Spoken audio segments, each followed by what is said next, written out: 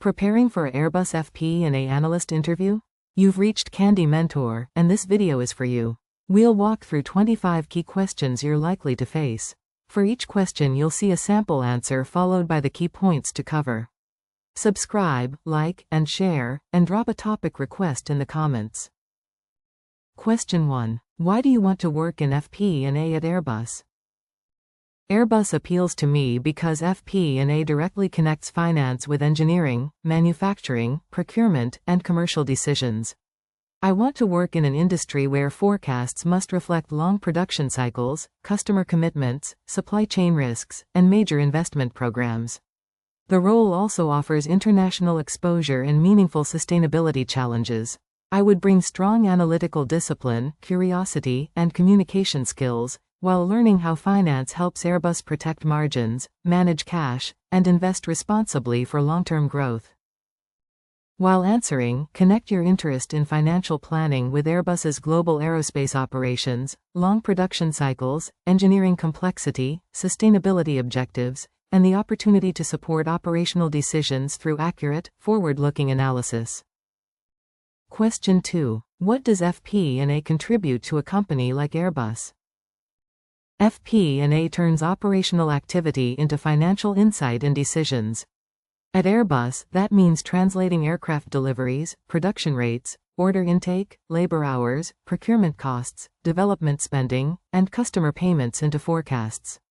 FP&A also explains performance against plan, challenges assumptions, and presents scenarios to management.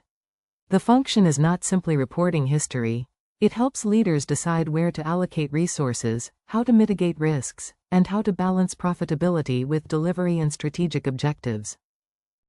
Make sure to cover budgeting, forecasting, performance analysis, decision support, business partnering, cash awareness, scenario planning, and the importance of translating operational information into timely financial insight for complex aerospace programs.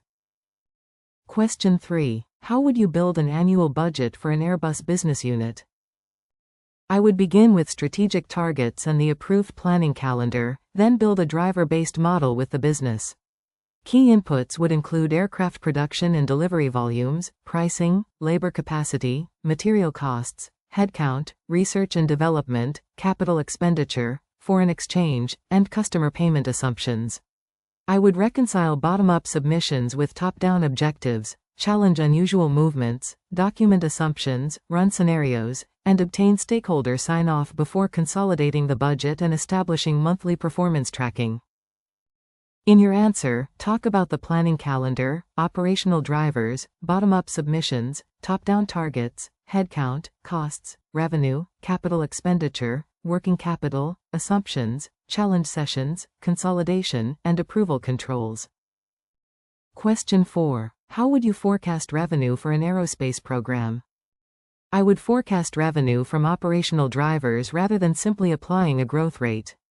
I would review the order backlog, contractual prices, planned production and delivery dates, customer acceptance milestones, escalation clauses, modifications, cancellations, and foreign exchange assumptions. I would then confirm the accounting treatment with controlling and reconcile the forecast to actual deliveries and recognized revenue. For long-term contracts, I would monitor progress, estimated costs, and margin assumptions because operational changes can materially affect reported results.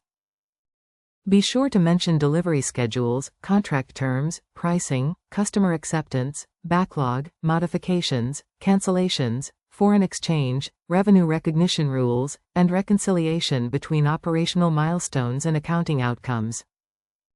Question 5. How do you analyze a monthly variance against budget?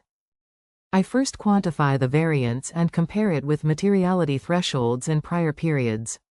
Then I separate price, volume, mix, timing, rate, foreign exchange, productivity, and one-off effects. I validate the explanation with the operational owner rather than relying only on ledger data, assess whether the issue is temporary or structural, and update the forecast if necessary. My commentary would state the cause, financial impact, expected persistence, and management action, not merely describe the difference. Focus on quantifying the variance, separating volume, price, mix, timing, rate, foreign exchange, and one-off effects, identifying root causes, validating with owners, assessing forecast implications, and recommending corrective actions. Question 6. What is the difference between a budget, a forecast, and a long-range plan? A budget is the formally approved financial plan for a defined period and provides the main benchmark for performance. A forecast is a refreshed view of what I now expect to happen, incorporating actual results and changed assumptions. A long-range plan extends further into the future and links financial outcomes to strategy, capacity, products, and investments. At Airbus, I would use the budget for accountability, the forecast for steering, and the long-range plan for strategic decisions. Make sure to distinguish the approved annual commitment, the regularly refreshed expectation, and the multi-year strategic outlook, including their different levels of detail, purposes, assumptions, and management uses. Question 7. Which KPIs would you monitor in Airbus FP&A? I would monitor revenue, EBIT or operating margin, free cash flow, working capital, inventory, capital expenditure, headcount, and research and development against plan. Operationally, I would track aircraft deliveries, production rates, order intake, backlog, schedule adherence, supplier performance, and program milestone risks. The key is linking indicators. For example, a production increase may support future revenue but temporarily consume cash and create inventory pressure. I would focus management attention on drivers, not isolated metrics. Discuss financial and operational measures such as revenue, EBIT, margin, deliveries, production rates, backlog, cash flow, working capital, inventory, order intake, schedule performance, and program-specific risks. Question 8. How would you explain a forecast miss to senior management? I would explain the miss clearly, beginning with the size and direction of the variance versus the latest forecast. I would then identify the quantified drivers, such as delayed deliveries, supplier disruption, cost inflation, or an accounting adjustment, and distinguish timing from permanent impact. I would state what has changed in the outlook, what management actions are available, and the remaining risks. I would be transparent, avoid excuses, and support the discussion with a concise bridge. In your answer, emphasize concise communication, quantified drivers, accountability, distinction between controllable and external factors, revised outlook, corrective actions, and transparent escalation without becoming defensive. Question 9. How would you model the financial impact of a production rate increase? I would create a driver-based scenario comparing the current and higher production rates. The model would reflect delivery timing, unit pricing, labor capacity, overtime, material requirements, supplier constraints, productivity learning, quality costs, inventory, capital expenditure, and working capital. I would show the impact on revenue, margin, cash flow, and delivery risk by month or quarter. I would also include downside sensitivities, because accelerating output creates value only if the supply chain and industrial system can execute reliably. Cover revenue timing, labor and material capacity, learning curves, supplier constraints, inventory, working capital, capital expenditure, quality risk, cash flow, and scenario sensitivities around execution assumptions. Question 10. How do foreign exchange movements affect Airbus's financial performance? Foreign exchange affects Airbus through transaction exposure, translation, and the currency mix of revenues and costs. If customer contracts are priced in dollars while costs occur partly in euros, movements can change reported revenue, margin, and cash flow. I would use approved exchange rate assumptions, distinguish hedged from unhedged exposure, and coordinate with Treasury and controlling. My forecast would include sensitivities showing the effect of key currency movements and avoid treating every currency variance as operational performance. Be sure to mention transaction and translation exposure, currency mix, hedging, pricing, costs by currency, timing, sensitivity analysis, and coordination with Treasury and controlling when preparing forecasts. Question 11. What is working capital, and why is it important in aerospace? Working capital measures cash tied up in operating assets and liabilities, including receivables, inventory, contract balances, payables, and customer advances. Aerospace matters because production cycles are long, inventory can be substantial, and payment milestones may not align with procurement and manufacturing cash outflows. I would monitor aging, inventory turns, supplier terms, customer deposits, and forecasted cash conversion. Improving working capital requires cross-functional action while protecting delivery reliability and customer relationships. Focus on receivables, contract assets, inventory, payables, advances, milestone payments, production cycles, customer deposits, cash conversion, and the tension between delivery commitments and liquidity management. Question 12. How would you prepare a free cash flow forecast? I would start with operating profit or EBITDA, then adjust for non-cash items, taxes, provisions, and changes in working capital. I would separately model capital expenditure and eligible development spending, using project schedules and approved commitments. For Airbus, customer advances, delivery timing, supplier payments, inventory build, and milestone receipts could materially affect quarterly cash. I would reconcile the forecast to the cash ledger, document timing assumptions, and run downside scenarios for delayed deliveries or higher production costs. Discuss operating cash flow, EBITDA or operating profit, working capital movements, provisions, taxes, interest where relevant, capital expenditure, development spending, timing, customer advances, and reconciliation to actual cash. Question 13. How do long-term contracts create FP&A challenges? Long-term contracts create uncertainty because costs, schedules, scope, and customer requirements can change over several years. A revised estimate to complete may alter expected margin, while delays, claims, penalties, or contract modifications can affect both cash and revenue timing. I would maintain disciplined assumptions, compare actual cost and progress with the baseline, and escalate emerging risks early. Close coordination with program management, commercial teams, and accounting is essential to distinguish operational forecasts from formal recognition decisions. Mention uncertain costs, progress measurement, contract modifications, delivery timing, estimates to complete, margin revisions, customer claims, penalties, and the need for close collaboration between FP&A, program management, and accounting. Question 14. How would you distinguish a timing variance from a permanent variance?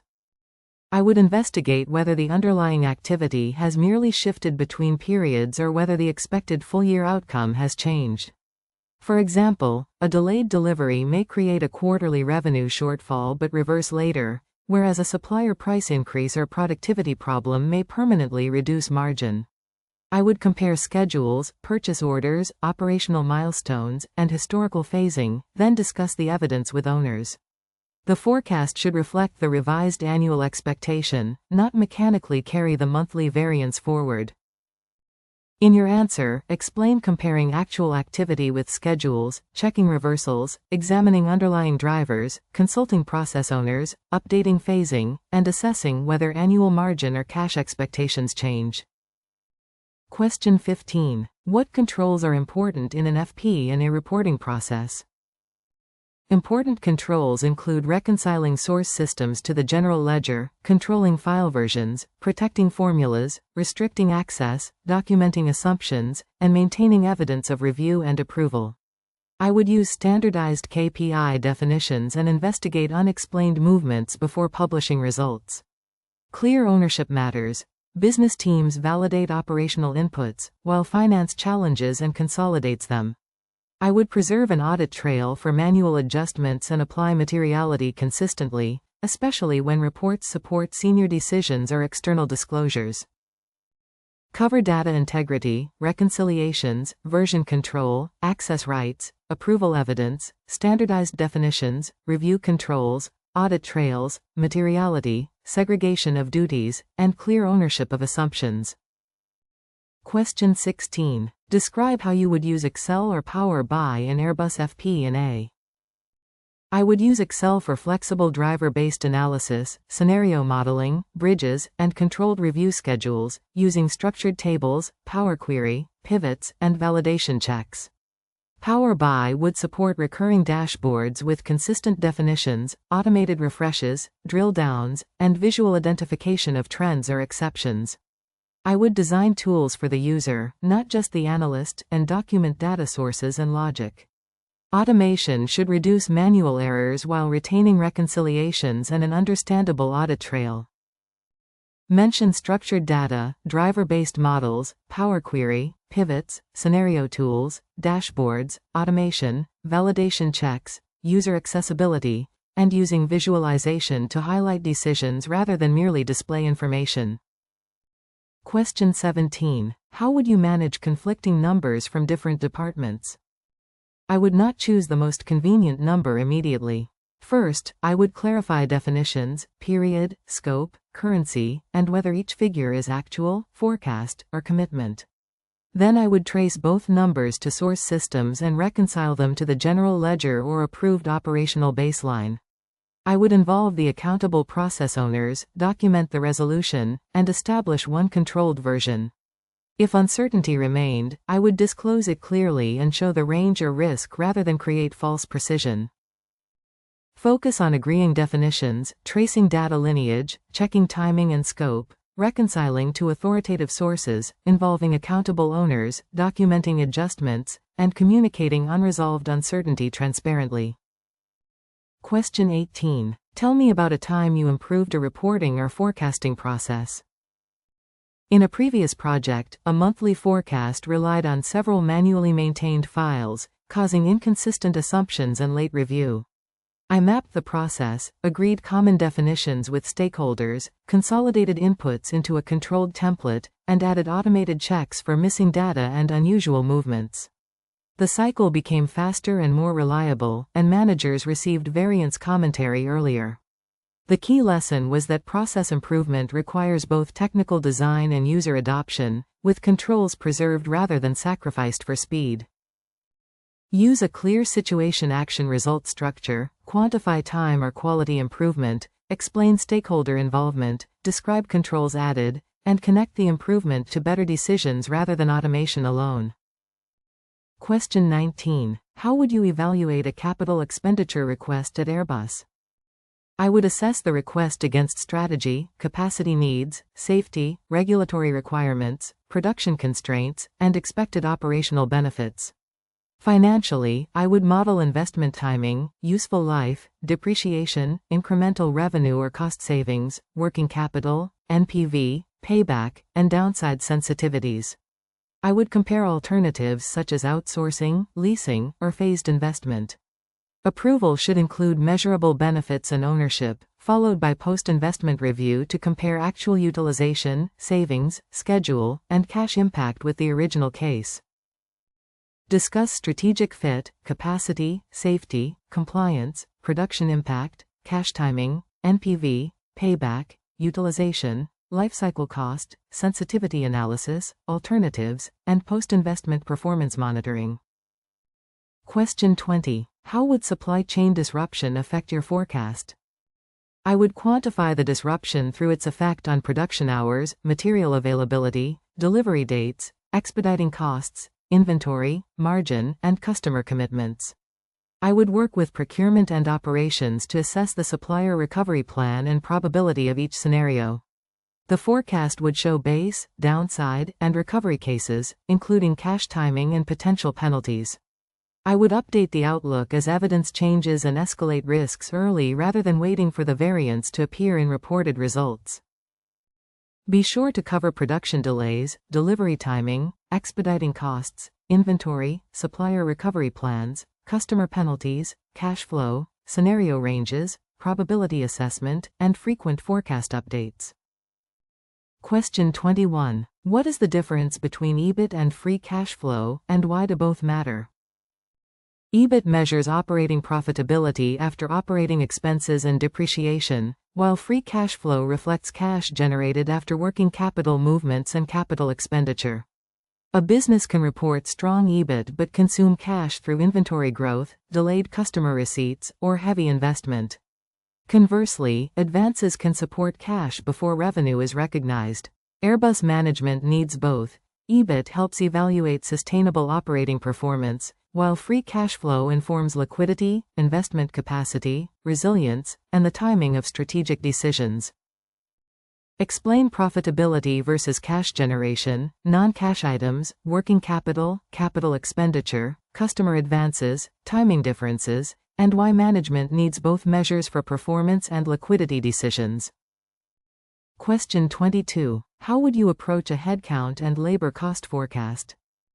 I would build the forecast from opening headcount, approved hires, expected attrition, vacancies, salary increases, bonuses, overtime, contractors, and productivity assumptions. I would incorporate hiring timing and location mix because monthly cost and currency effects matter. The model would reconcile to the workforce plan and payroll actuals, with separate visibility for committed and discretionary roles. I would also test whether headcount supports production and engineering milestones, since labor cost should be linked to capacity and delivery requirements. Mention opening headcount, hires, attrition, vacancies, salary increases, bonuses, overtime, contractors, productivity, location mix, exchange rates, approved requisitions, and reconciliation to payroll and workforce plans. Question 23. How would you handle an aggressive budget target that the business challenges? I would first understand how the target was set and which strategic outcomes it supports. Then I would test the assumptions against operational capacity, historical performance, market evidence, supplier constraints, and committed actions. I would present a transparent bridge between the target and the realistic forecast, including upside actions, timing, owners, and risks. My role is constructive challenge, not automatic resistance. If management retains the stretch target, I would document the assumptions and monitor leading indicators closely. Focus on understanding the target's rationale, testing assumptions, separating ambition from feasibility, presenting evidence-based scenarios, identifying actions and risks, and maintaining constructive challenge without undermining accountability. Question 24. Tell me about a time you made a mistake in financial analysis. I once used an outdated assumption file in a forecast update, which understated a cost category. I identified the issue during a reconciliation, informed my manager immediately, corrected the analysis, and explained the impact before the report was finalized. I then introduced a dated input register, clearer file ownership, and a check comparing key assumptions with the approved version. The experience reinforced that accuracy depends on process discipline, transparent escalation, and independent review, not just spreadsheet skill. Give a specific example, take ownership, explain the root cause, quantify the consequence, describe the correction and control added, and demonstrate learning without blaming colleagues or systems.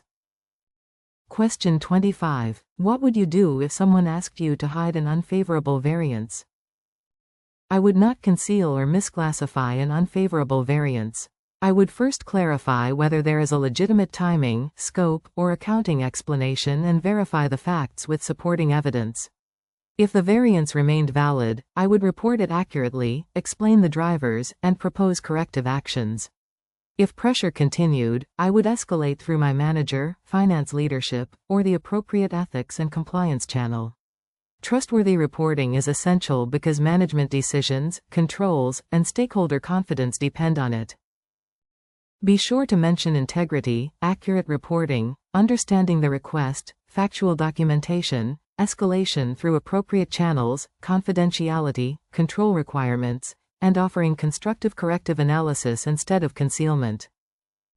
If you are still with us, congratulations. You are much ahead of the rest and serious about preparing for your interview. We hope we were able to add value to your preparation and create some helpful content. Do not forget to like and share this video. Your small act can do great things for us.